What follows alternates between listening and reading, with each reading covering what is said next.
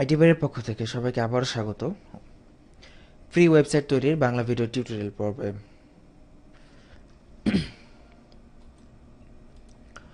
গত পর্বে আমরা আমাদের ডোমেইন হোস্টিংটি রেজিস্টার করেছিলাম এবং আমাদের ওয়েবসাইটটিকে অনলাইনে আমরা নিয়ে এসেছি। তো আজকের পর্বে আমরা আমাদের ওয়েবসাইটে ওয়ার্ডপ্রেস ইনস্টল করব। তো ওয়ার্ডপ্রেস জিনিসটা কি? ওয়ার্ডপ্রেস হচ্ছে একটি সিএমএস, যেটাকে বলা হয় কন্টেন্ট ম্যানেজমেন্ট সিস্টেম। দেখুন, আমাদের ওয়েবসাইটে কিন্তু বর্তমানে কোনো কন্টেন্ট নেই, ওয়েবসাইটটি একদম ফাঁকা।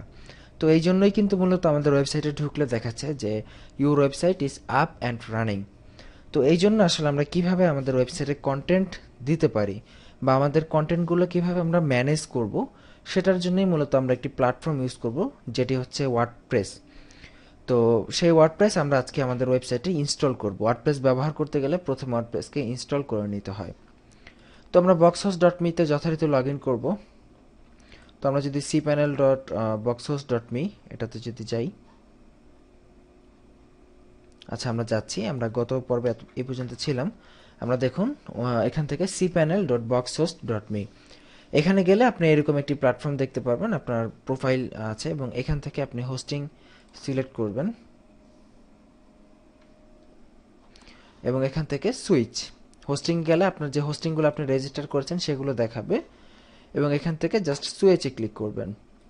সুইচে ক্লিক করলে আপনার যে হোস্টিংটি আছে সেটি এখানে চলে আসবে। দেখুন আমাদের একটি কমপ্লিট আমরা সি প্যানেল কিন্তু পেয়ে গেছি আমাদের ওয়েবসাইটের জন্য। এখন আমরা আমাদের ওয়েবসাইটে আমাদের ইচ্ছা মতো যা খুশি তা করতে পারবো এবং দেখুন আমাদের বিভিন্ন তথ্য এখানে দেখাচ্ছে যে স্ট্যাটাস অ্যাক্টিভ আমাদের এটা, এবং লাস্ট লগ ইন হয়েছে 15 মিনিট আগে, তারপর লোকেশন ইউনাইটেড স্টেটস, এগুলো কিন্তু এখানে দেখাচ্ছে, আমরা দেখতে পাচ্ছি। এবং আমরা কিন্তু আরেকটা ইম্পর্টেন্ট জিনিস যেটা দেখতেছি, আমাদের ব্যান্ডউইথ কিন্তু 1,00,000 মেগাবাইট দেখতেছি এবং আমাদের ডিস্ক স্পেস কিন্তু আমরা দেখতেছি যে আপনার 10,000 মেগাবাইট, মানে 10 জিবি। তো 10 জিবি আমাদেরকে অনলাইন স্পেস দেওয়া হয়েছে এই ওয়েবসাইট থেকে। আপনি প্রতিটা আপনি চাইলে আরও হোস্টিং অ্যাড করতে পারেন এখানে। তো যতবার অ্যাড করবেন ততবার আপনি এক্সট্রা 10 জিবি করে পেয়ে যাবেন। তো যাই হোক, আমরা এখন আমাদের এই ওয়েবসাইটটিতে ওয়ার্ডপ্রেস কিভাবে ইনস্টল করতে হয় সেটি দেখব। ওয়ার্ডপ্রেস ইনস্টল করার জন্য সবচেয়ে সহজ যেটা পদ্ধতি হচ্ছে, একটু নিচের দিকে যাবেন। নিচের দিকে গেলে এখানে আপনি অটো ইনস্টলার নামে একটি অপশন দেখতে পারবেন। এই যে দেখুন, এই সেকশনটাতে আপনি এখানে এই ওয়েবসাইট নামক যে সেকশন আছে এইখানে আপনি অটো ইনস্টলার এই অপশনটি দেখতে পাবেন। তো এখানে আমরা ক্লিক করব অটো ইনস্টলার। এখান থেকে আমরা অটোমেটিক আমাদের ওয়েবসাইটে ওয়ার্ডপ্রেস ইনস্টল করে নেব।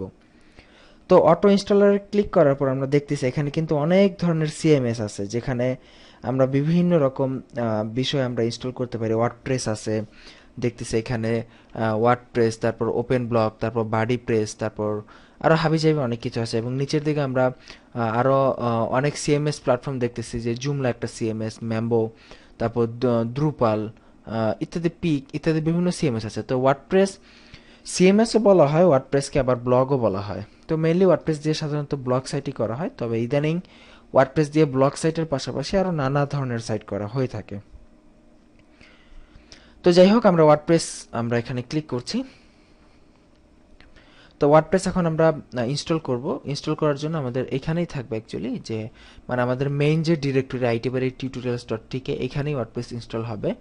এবং অ্যাডমিনিস্ট্রেটিভ ইউজার নেম আমরা অ্যাডমিন ইউজ করলাম এবং এখানে আমরা অ্যাডমিনিস্ট্রেটিভ পাসওয়ার্ড, আমরা পাসওয়ার্ড কি ইউজ করতে পারি, যেমন আমরা আইটি বাড়ি আমরা 123 একটা পাসওয়ার্ড দিয়ে দিলাম। ইনস্টল ওয়ার্ডপ্রেস, ওকে।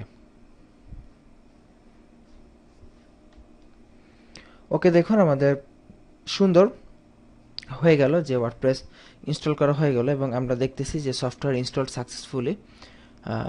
এখানে আমরা নোটিফিকেশন দেখতেছি যে সফটওয়্যার ইনস্টল হয়ে গেছে ওয়ার্ডপ্রেস। তো মানে এখন আমাদের ওয়েবসাইটে কিন্তু আমরা ওয়ার্ডপ্রেস হয়ে গেছে। তো এখন যদি আমরা ওয়েবসাইটটা রিফ্রেশ করি, তাহলে দেখবো এখন কিন্তু আমাদের ওয়েবসাইটে কন্টেন্ট চলে এসেছে। ওয়ার্ডপ্রেসের যে ডিফল্ট কন্টেন্টগুলো সেটি কিন্তু আমরা ওয়েবসাইটে দেখতে পাচ্ছি। এটি কিন্তু এখন আর আগের মতো নেই।